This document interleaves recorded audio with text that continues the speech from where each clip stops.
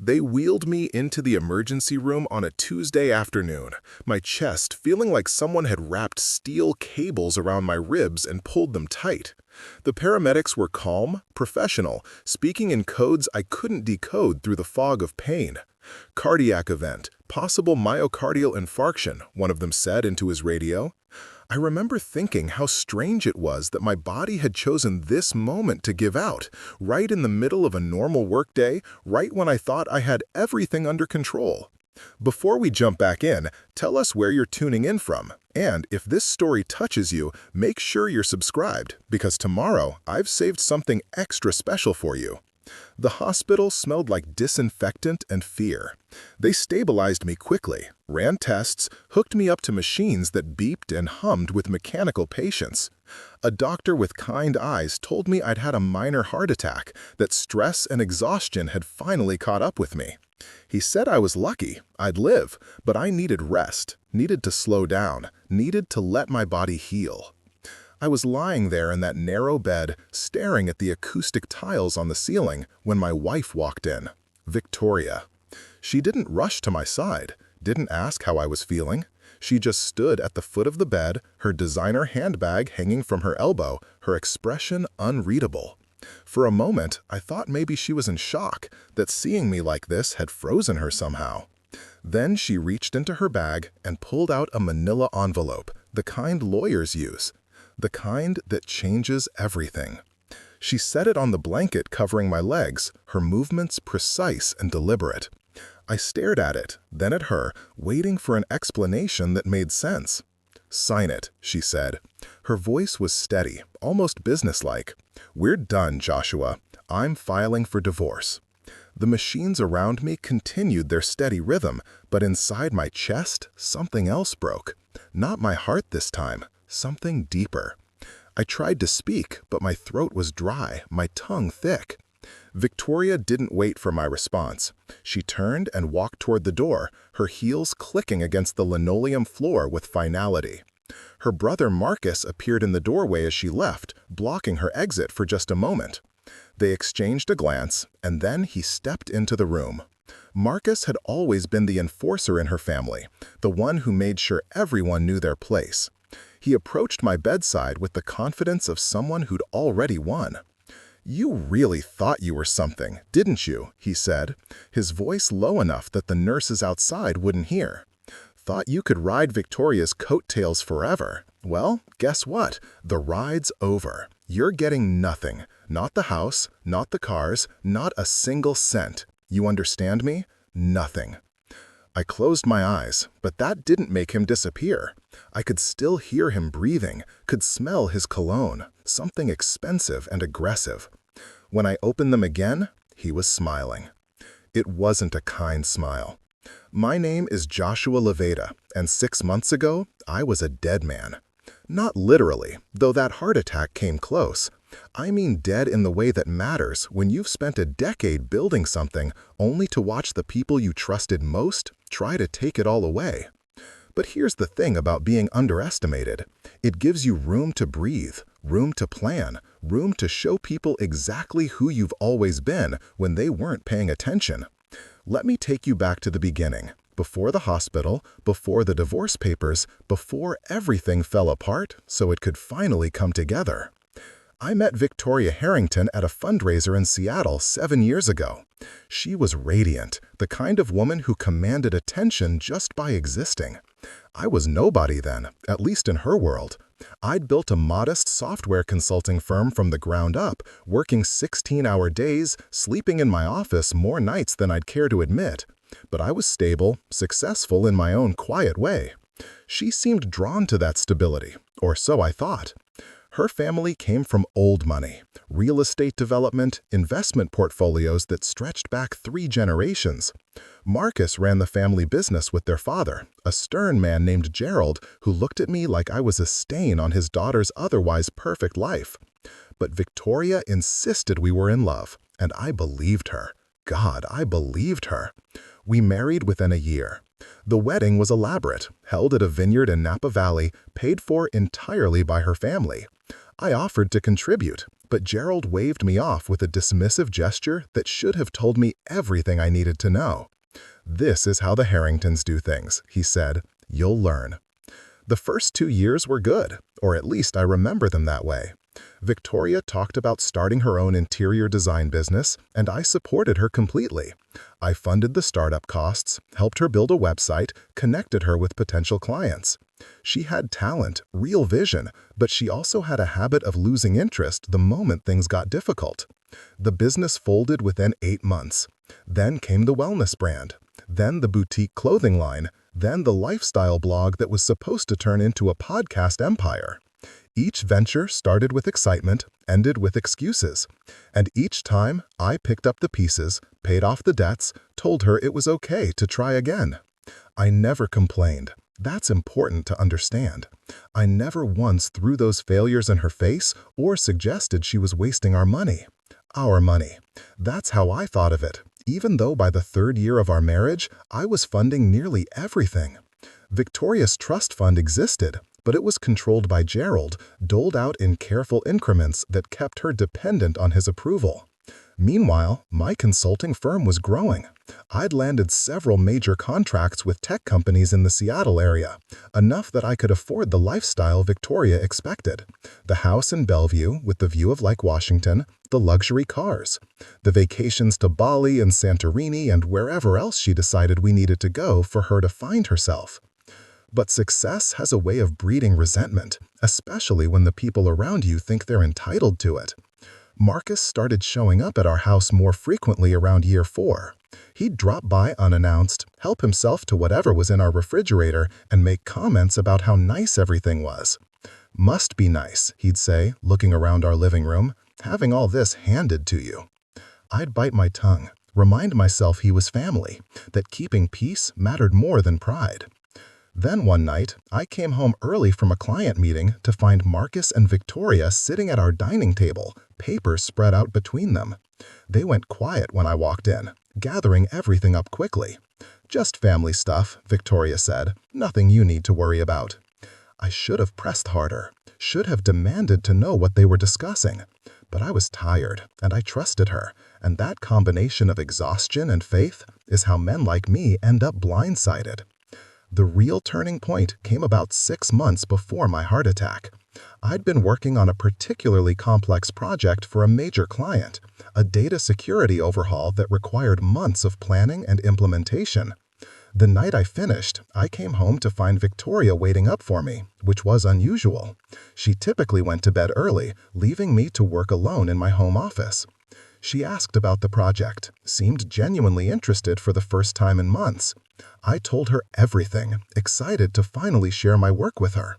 I explained how I'd structured the security protocols, how the client was so impressed they wanted to expand the contract, how this could open doors to even bigger opportunities. She smiled and nodded and asked all the right questions, and I, like a fool, answered every single one. 3 weeks later, Marcus announced that Harrington Enterprises was launching a new division focused on corporate data security consulting. He'd brought in a hotshot consultant from California, he said, someone who really understood the industry. The press release detailed protocols and strategies that sounded remarkably familiar. I confronted Victoria that night. She denied everything, said it was coincidence, that Marcus had been planning this expansion for months. When I pushed harder, she turned it around on me. "You're paranoid," she said. "You think everyone's out to get you. Maybe if you spent less time working and more time on our marriage, you wouldn't be so suspicious." That was her gift, turning my legitimate concerns into character flaws. And I, desperate to believe in the woman I'd married, let it happen. The stress started building after that. I'd wake up at 3 in the morning, heart racing, mind spinning through worst-case scenarios. I started having headaches that lasted for days. My blood pressure climbed.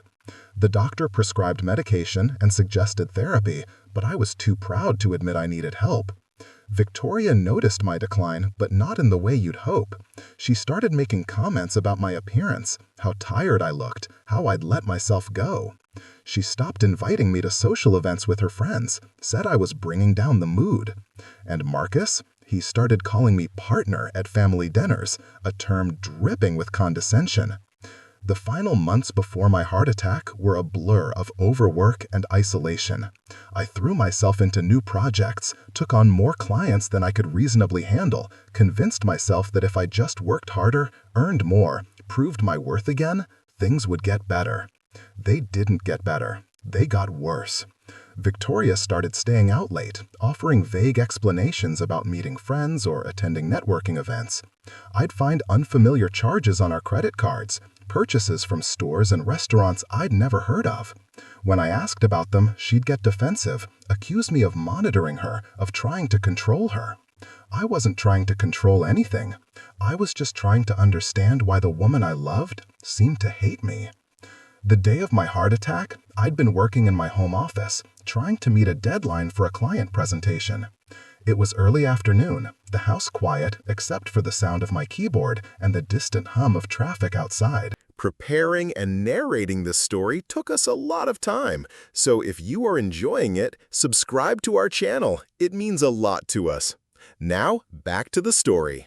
You know that instinct, the one that tells you someone's lying even when their words sound true? I'd been ignoring mine for too long, but it never really went away. It just waited. About 8 months before the heart attack, I'd contacted an old friend from college. Daniel Chen was a corporate attorney now, based in Portland, someone I'd stayed loosely in touch with over the years. We met for coffee when he was in Seattle on business, and I told him everything. Not because I was planning for divorce, but because I needed someone outside the situation to tell me I wasn't crazy. Daniel listened without judgment, asked careful questions, and then said something that changed everything. Joshua, you need to protect yourself. Not because you don't trust Victoria, but because you can't afford not to. Especially with her family's resources and influence. If things ever go south, you need to be prepared. He recommended I speak with a financial advisor who specialized in asset protection, a woman named Sarah Brennan who'd built a reputation helping people safeguard their wealth in complex family situations. I met with Sarah the following week, and she opened my eyes to just how vulnerable I actually was. Everything you've built is exposed, she told me, reviewing my financial documents with practiced efficiency.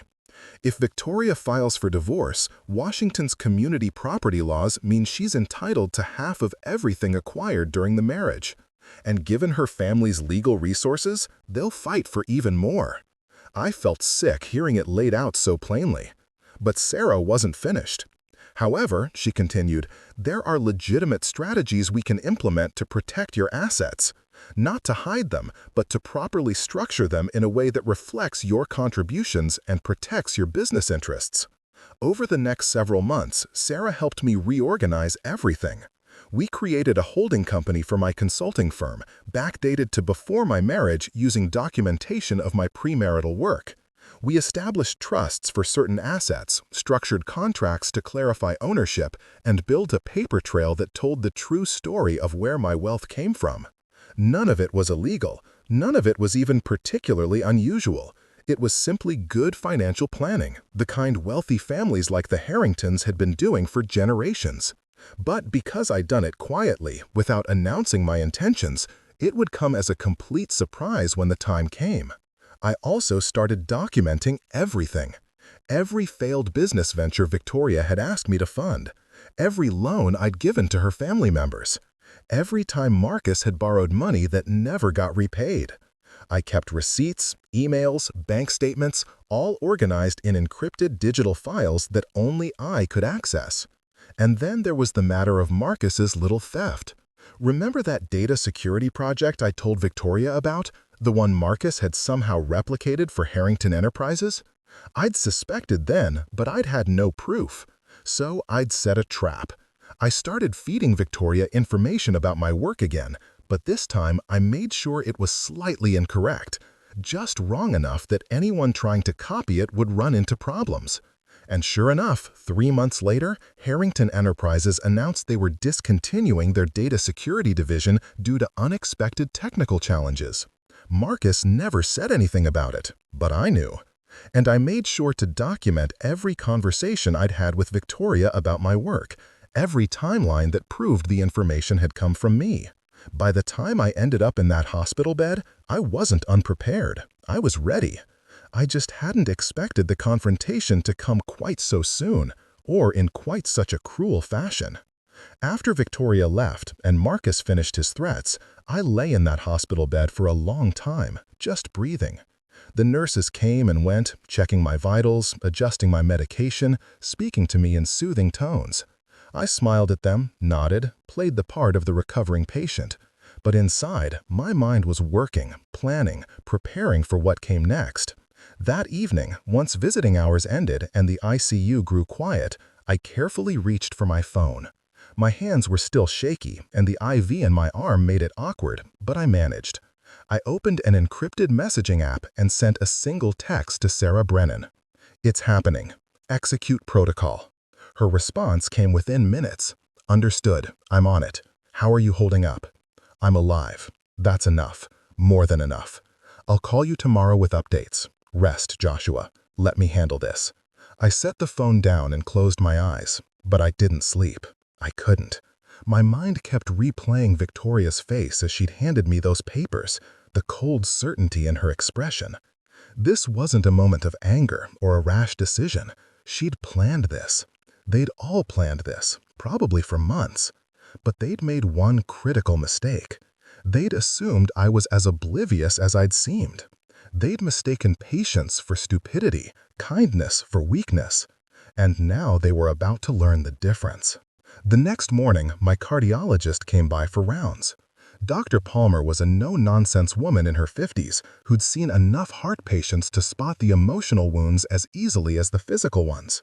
She reviewed my charts, asked about my pain levels, and then sat down in the chair beside my bed. "Your heart is healing well," she said, "but your stress levels are through the roof. Whatever's going on in your life, Joshua, you need to address it. Another event like this could kill you." "I'm working on it," I told her. She studied me for a moment, then nodded slowly. "Good, because from what I can see, you have a lot of living left to do. Don't waste it on people who don't deserve you." I didn't tell her about Victoria or the divorce papers or any of it, but somehow I think she knew anyway. Doctors see patterns in people's lives, the same way I saw patterns in code and systems. And right then, I must have looked like a man who'd been carrying weight that wasn't his to bear. They discharged me 2 days later with strict instructions to rest, reduce stress, and follow up with cardiology in 2 weeks. A nurse wheeled me down to the hospital entrance where a taxi was waiting. Not Victoria, not anyone from her family, just me, alone, heading back to a house that no longer felt like home. The driver helped me with my bag, and I gave him an address on the other side of the city. Not my house in Bellevue, but a furnished apartment I'd quietly rented 3 months earlier through one of Sarah's corporate entities. Another piece of the preparation I'd put in place, just in case. The apartment was small, a 1-bedroom in Capitol Hill with hardwood floors and large windows that let in plenty of light. I'd furnished it simply, moved some personal items there gradually, created a space that was entirely mine.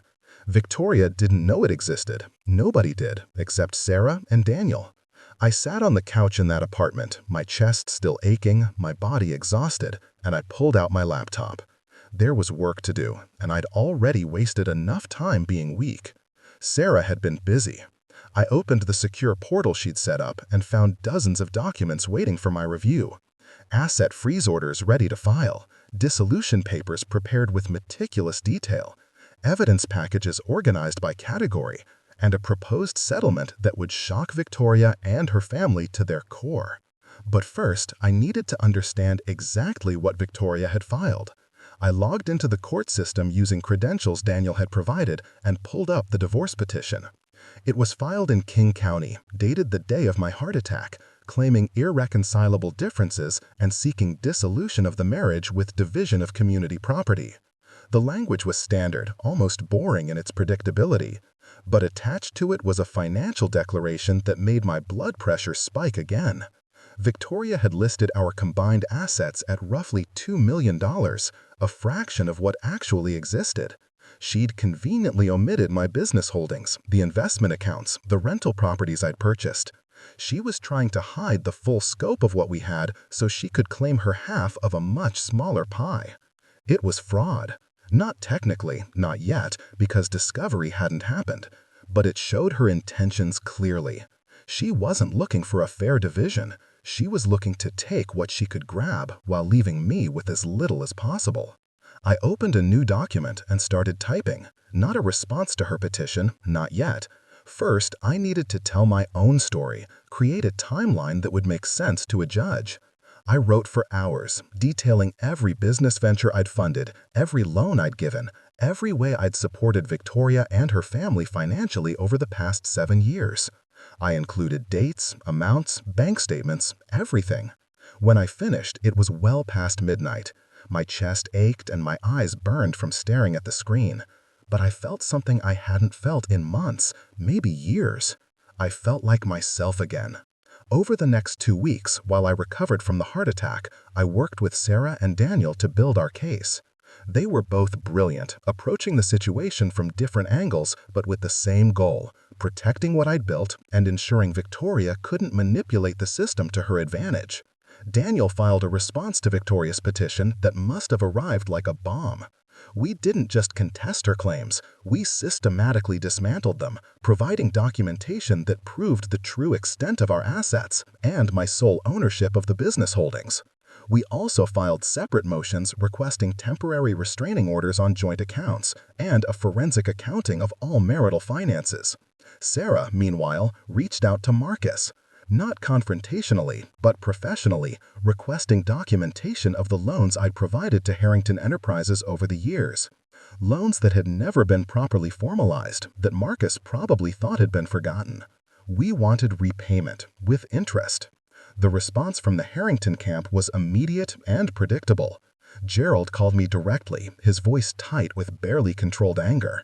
"This is how you want to play it, Joshua? Going after my son? Trying to embarrass my family?" "I'm not trying to embarrass anyone," I said. Then Victoria should understand when I help myself by protecting my assets in this divorce. He hung up on me, but the message was sent. I wasn't going to roll over. I wasn't going to accept their version of events or their attempt to paint me as the villain. Victoria tried a different approach. She started calling me, leaving voicemails that swung wildly between tearful apologies and angry accusations. She claimed she still loved me, that this divorce was a mistake, that we could work things out if I just stopped being so vindictive. When that didn't work, she showed up at my office. My assistant, a sharp woman named Grace, who'd been with me since the early days, called me before letting Victoria in. "She's here," Grace said quietly. "Wants to see you. Says it's urgent." "Tell her I'm not available," I replied.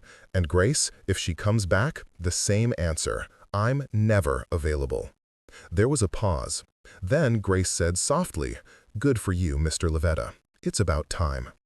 I heard Victoria's voice rise in the outer office, demanding to see me, insisting she had rights as my wife.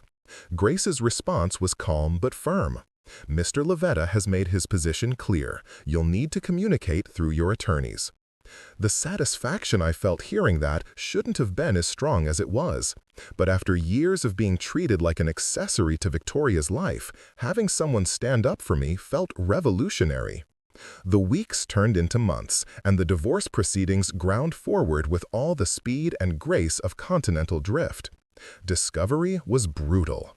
Victoria's attorneys tried every tactic they could think of to minimize my assets or inflate her contributions.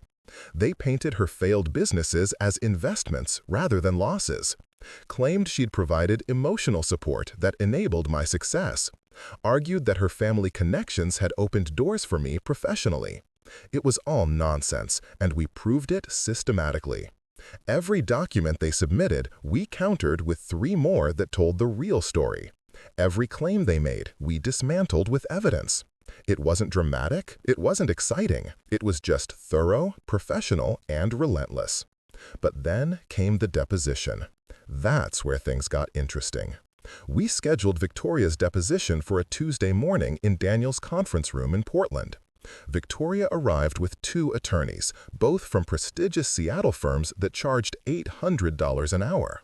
She wore a conservative navy suit, minimal jewelry, the picture of wounded dignity. I sat across from her, Daniel beside me, and watched her perform. The first hour was routine: background questions, timeline of our marriage, basic financial information. Victoria answered carefully, her voice measured, occasionally dabbing at her eyes with a tissue when questions touched on emotional topics. She was good, I'll give her that. If I hadn't lived through the reality of our marriage, I might have believed her portrayal of the devoted wife whose husband had suddenly turned cruel. Then Daniel started asking about her businesses.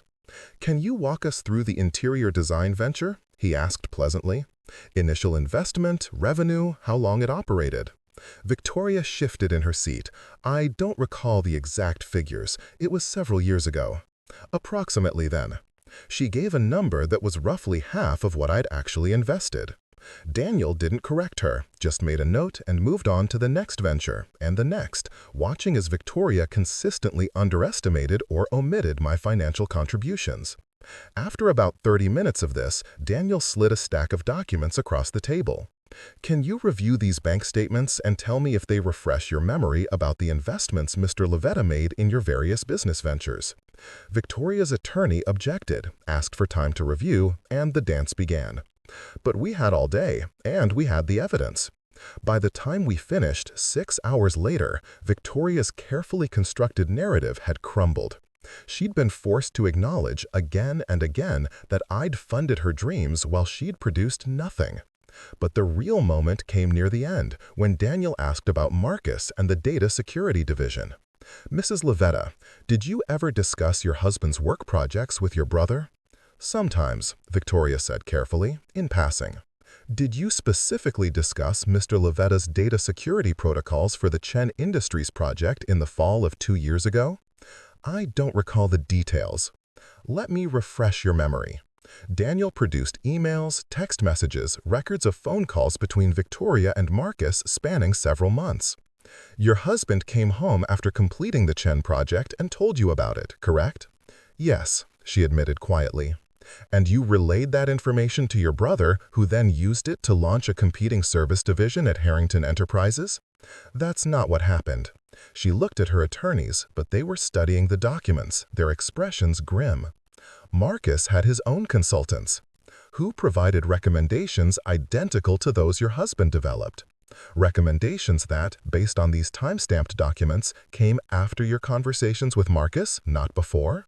Victoria didn't answer. She didn't have to. The timeline told the story clearly enough. She'd betrayed my trust, stolen my work, and handed it to her brother. And now it was all on the record. After the deposition, Daniel and I walked to a nearby coffee shop.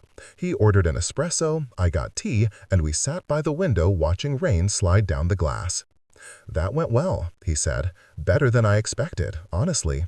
She made several admissions that will be very difficult for her to walk back." "What happens now?" I asked. "Now we wait. Her attorneys will try to settle. This is going to trial, and they know it. The question is how much they're willing to give you to keep the details out of public record." I sipped my tea, thinking about Victoria's face during those final questions. She'd looked small, diminished, nothing like the confident woman who'd handed me divorce papers in the ICU. And how much should I accept? Daniel smiled. "That's entirely up to you. But Joshua, you need to understand something. You've already won. The moment you started documenting everything, the moment you protected your assets, you won. Everything else is just determining the final score."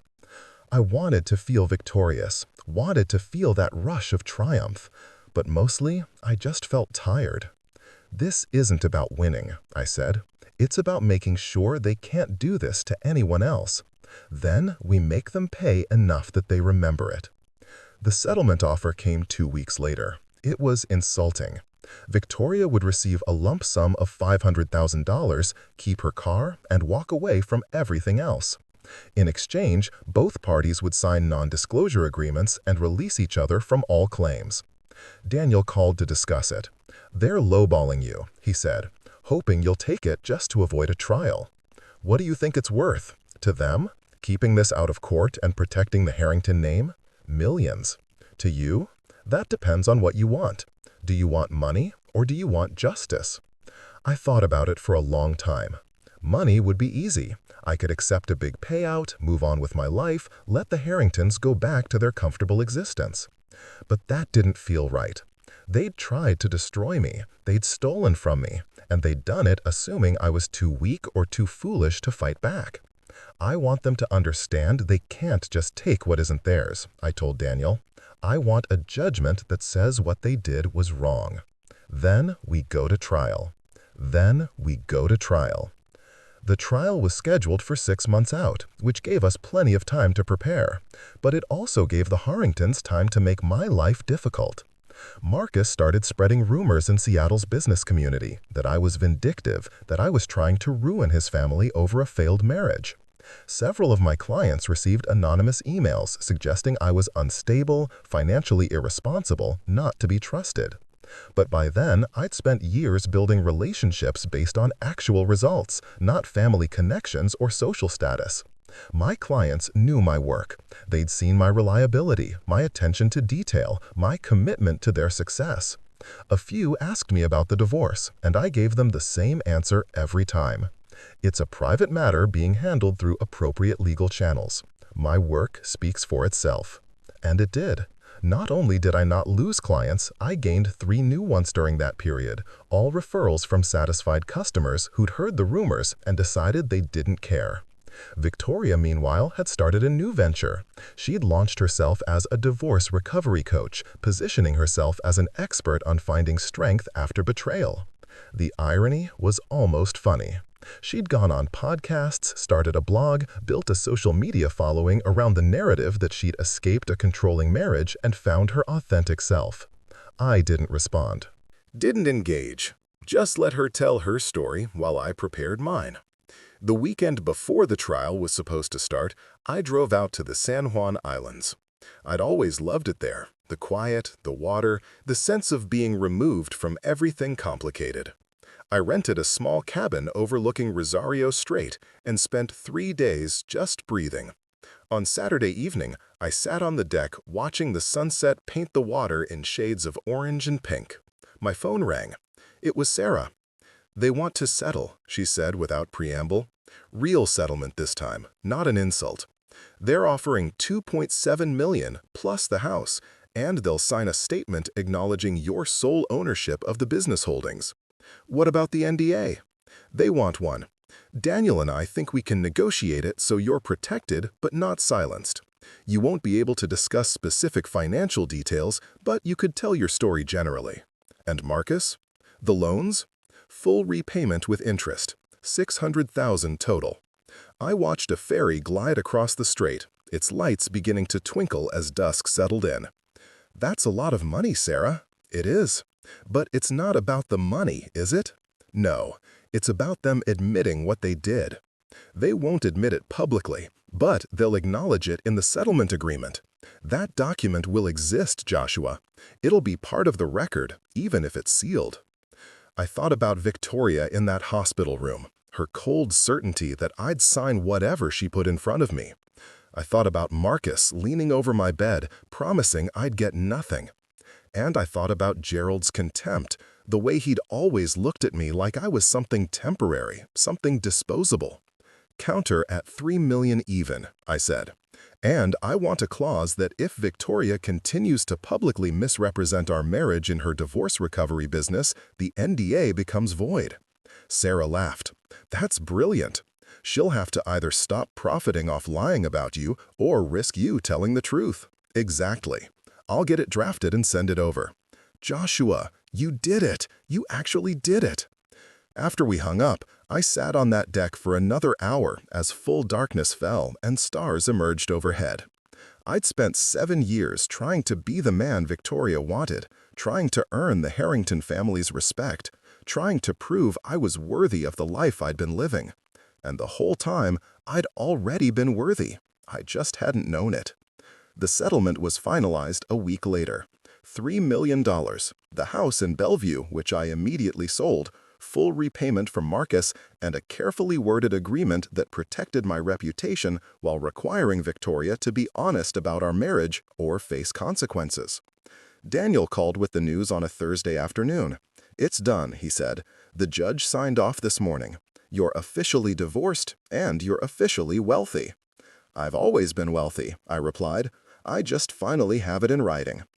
We met for dinner that night, Daniel and Sarah and I, at a steakhouse in downtown Seattle. We ordered too much food, drank good wine, and talked about everything except the divorce. It was Sarah who finally brought it up as we were finishing dessert. "So, what now?" she asked. "You've got your freedom, your money, your business. What does Joshua Levetta do next?" I'd been thinking about that question for months. The truth was, I didn't know. The past year had been consumed by survival, by protecting myself, by fighting back. But now that the fight was over, I had to figure out who I was when I wasn't defending myself. "I'm going to travel," I said. "There are places I've always wanted to see but never had time for. Then I'll come back and build something new. Not for anyone else, just for me." Daniel raised his glass. "To building something new." We clinked glasses, and I felt something shift inside my chest. Not pain this time, but possibility. I'd spent so long being what others needed that I'd forgotten how to just be.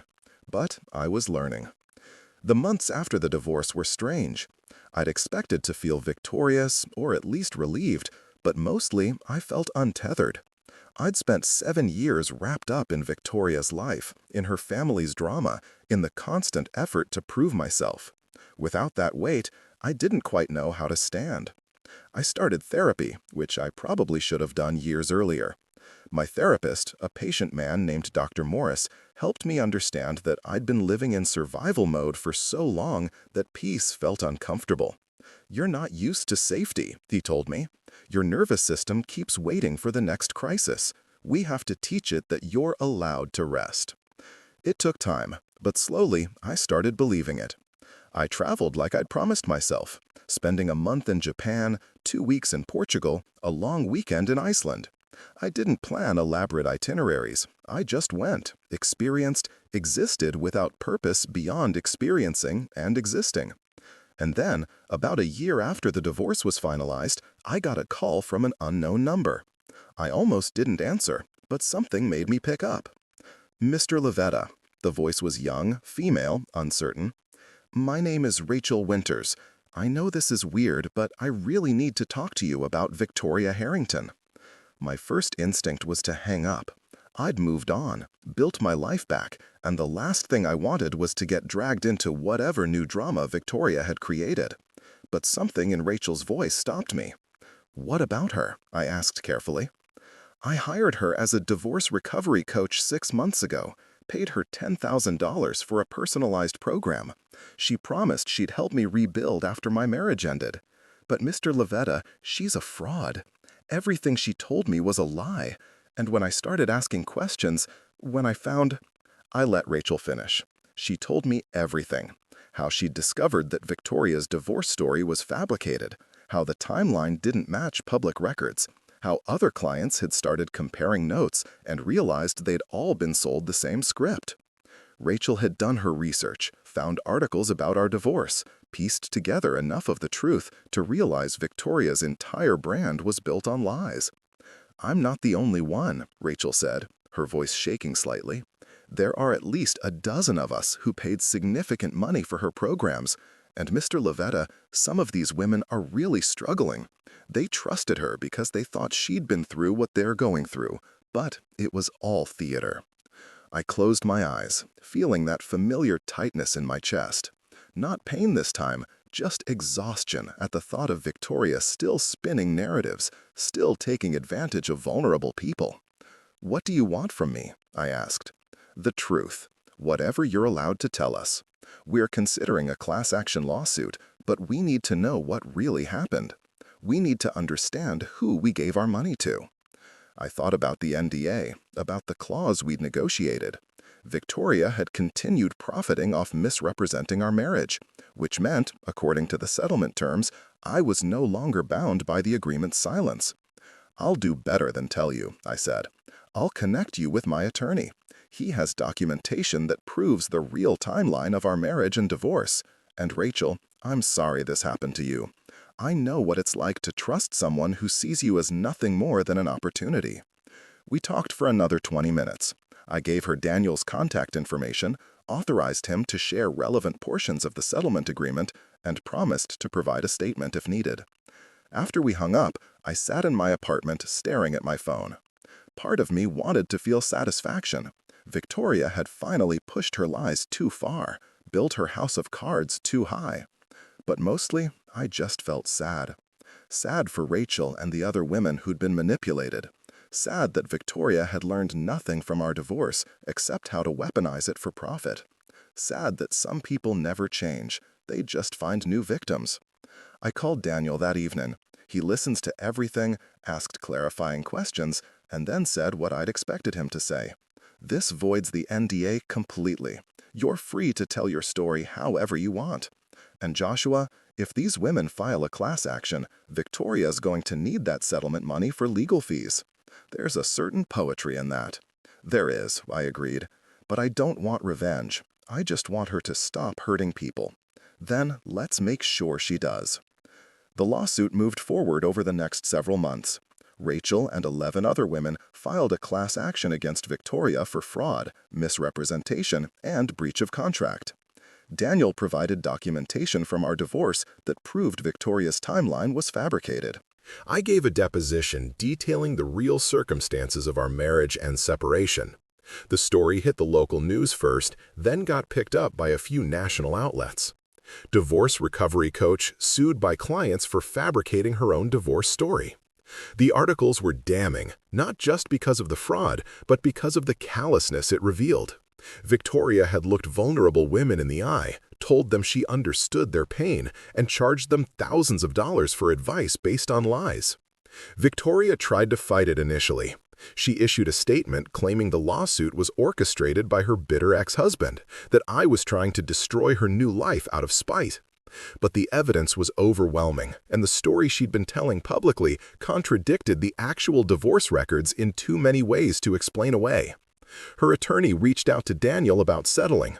The conversation was brief. Victoria didn't have $3 million anymore. She'd spent lavishly over the past year and a half, buying a condo downtown, taking trips, funding her coaching business. She had maybe $800,000 left from the divorce settlement. The women were asking for their money back plus damages. That alone would exceed what Victoria had. And if it went to trial, a jury would likely award even more. She was, to put it bluntly, financially destroyed by her own greed. The final settlement gave each woman a full refund plus $20,000 in damages. Victoria had to sell her condo, liquidate her investments, and she still came up short. Gerald ended up covering the difference, though rumor had it he'd made Victoria sign over her remaining trust fund to do it. I felt no satisfaction in any of it, just a weary kind of closure. Victoria had built her second act on the ashes of our marriage, and those ashes had turned out to be just as unstable as everything else she'd ever built. But there was one more piece to resolve. Marcus. He'd been quiet during the lawsuit, keeping his head down, probably hoping everyone would forget about his role in everything. But I hadn't forgotten. He still owed me $600,000 from the settlement, money he'd been paying in installments per the agreement. Money that, according to my accountant, had stopped coming 3 months earlier. I had Sarah send him a formal notice.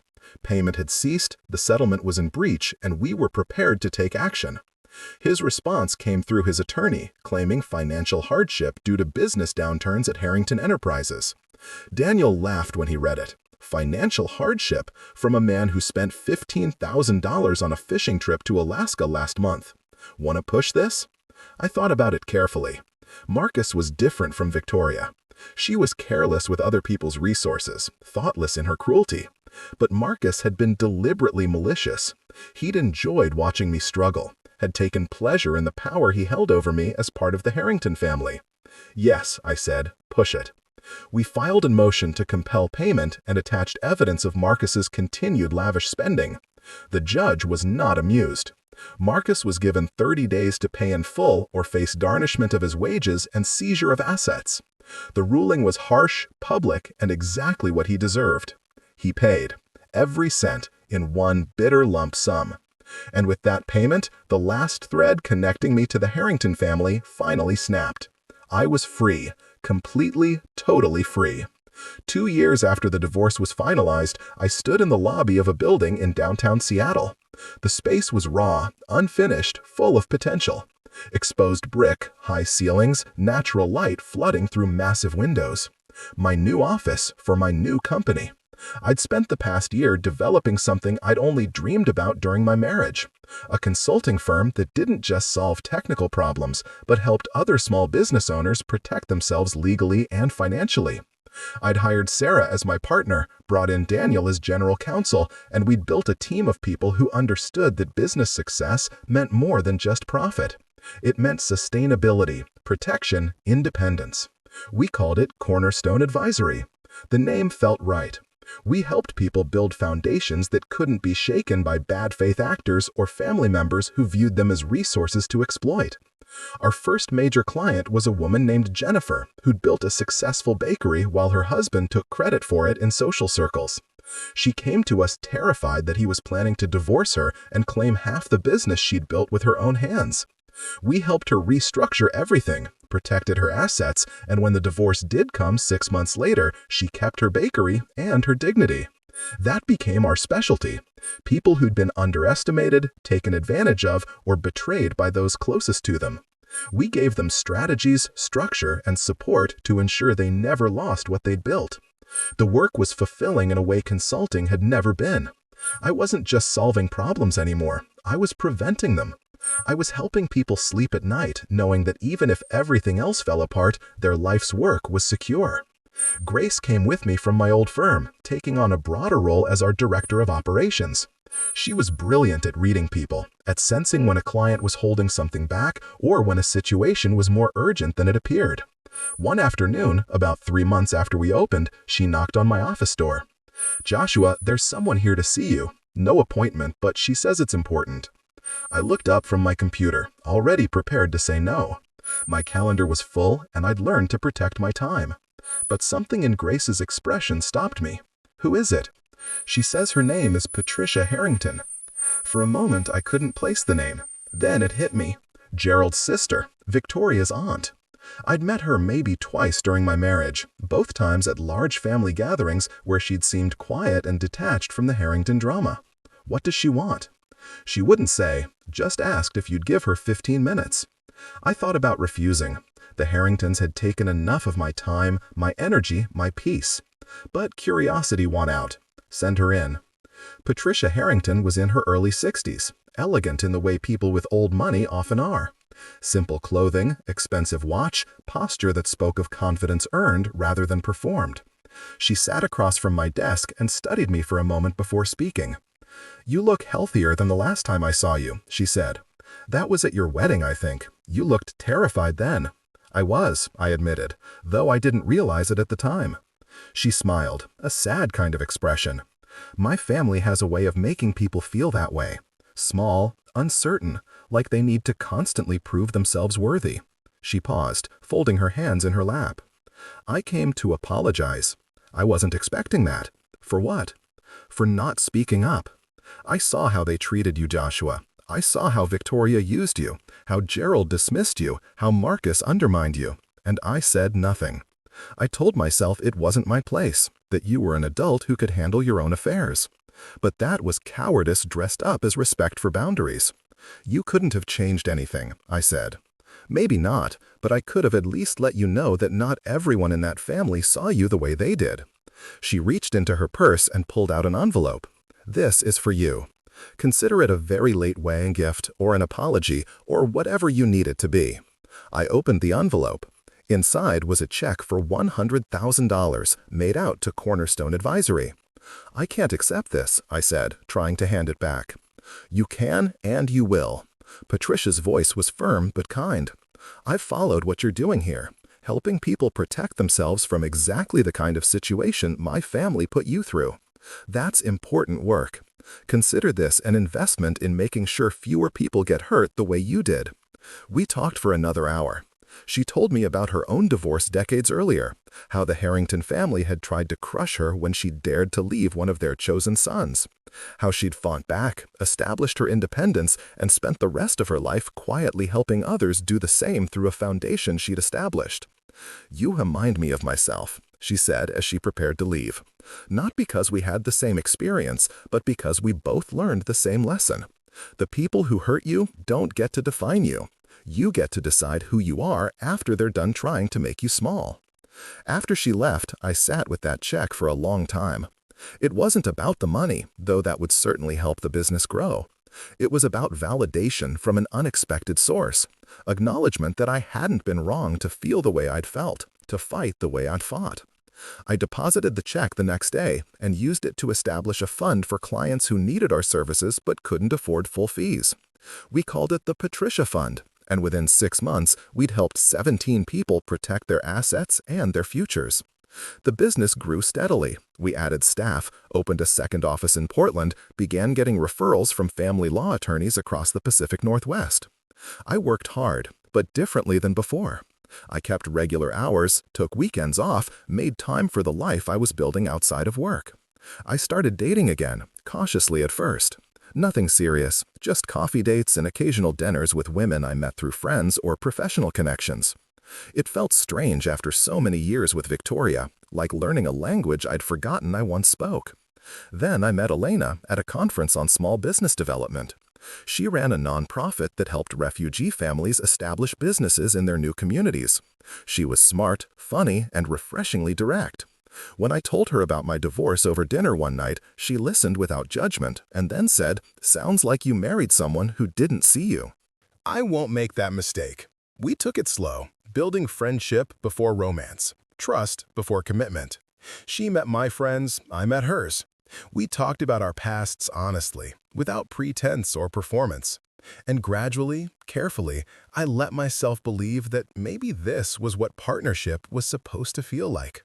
Two people choosing each other, not out of need or expectation, but out of genuine appreciation for who the other person actually was.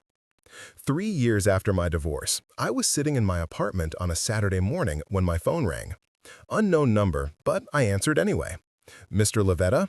The voice was professional, female. "This is Amanda Chen from the Seattle Business Journal. I'm doing a feature on entrepreneurs who've built successful companies after major life challenges. Your name came up in our research, and I was hoping we could talk." I almost said no. I'd kept a relatively low profile since starting Cornerstone, preferring to let our work speak for itself. But something made me pause. "How did you hear about me?" Multiple sources, actually. But the one who spoke most passionately was a woman named Rachel Winters. She said you helped her understand that being taken advantage of wasn't her fault, and that she had power she didn't know she possessed. She said you changed her life. Rachel? The woman who'd called me about Victoria's coaching fraud. I'd almost forgotten about that conversation, had filed it away as a strange footnote to an already strange chapter of my life. We did the interview a week later. Amanda was thorough, asking about my background, my marriage, the divorce, and how all of it had led to Cornerstone. I was honest, more honest than I'd planned to be. I talked about feeling invisible in my own life, about building something only to watch others take credit, about learning the hard way that protecting yourself isn't selfish, it's survival. The article ran 2 months later under the headline, "From Betrayal to Business: How One Man Built a Company Around Protecting Others." It was fair, well-written, and surprisingly emotional. Amanda wove my story together with profiles of several Cornerstone clients, showing how the lessons I'd learned had helped others avoid similar pain. The response was overwhelming. Our phones rang constantly for weeks. People wanting our services, yes, but also people just wanting to share their stories. I heard from dozens of men and women who'd been undermined by spouses, exploited by family members, made to feel small by people who claimed to love them. I couldn't help them all, but I tried to point each person toward resources that could. Sarah and I developed a series of free workshops on asset protection and financial independence. Daniel recorded videos explaining common legal vulnerabilities in relationships. We made as much information available as possible because I remembered what it felt like to not even know what questions to ask. One evening, about 6 months after the article ran, I got an email that made me stop and read it 3 times. It was from Harold Chen, the CEO of Chen Industries, the same company whose data security project had been stolen by Marcus years ago. "Mr. Levetta," the email began, "I recently read about your company and was struck by your story. I remember you from your consulting days, remember the work you did for us.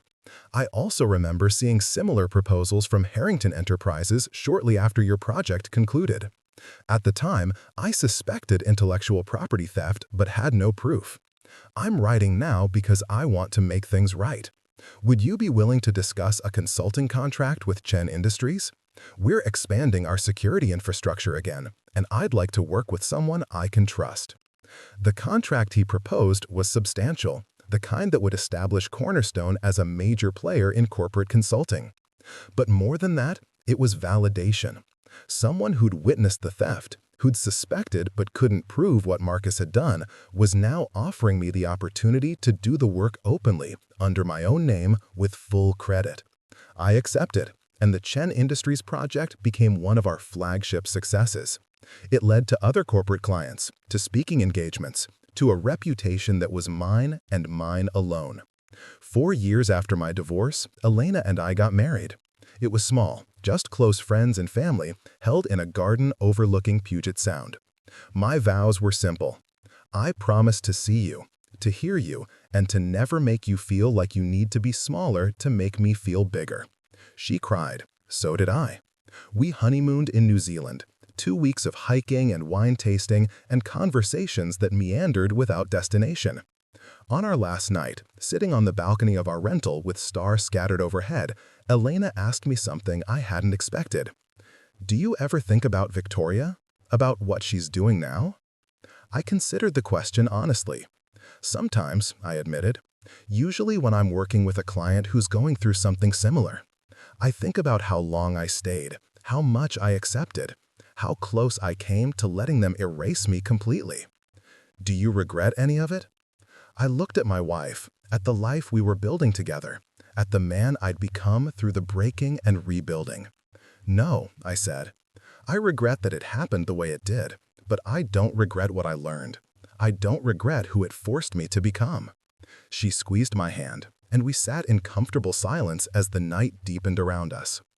I never saw Victoria again after the divorce.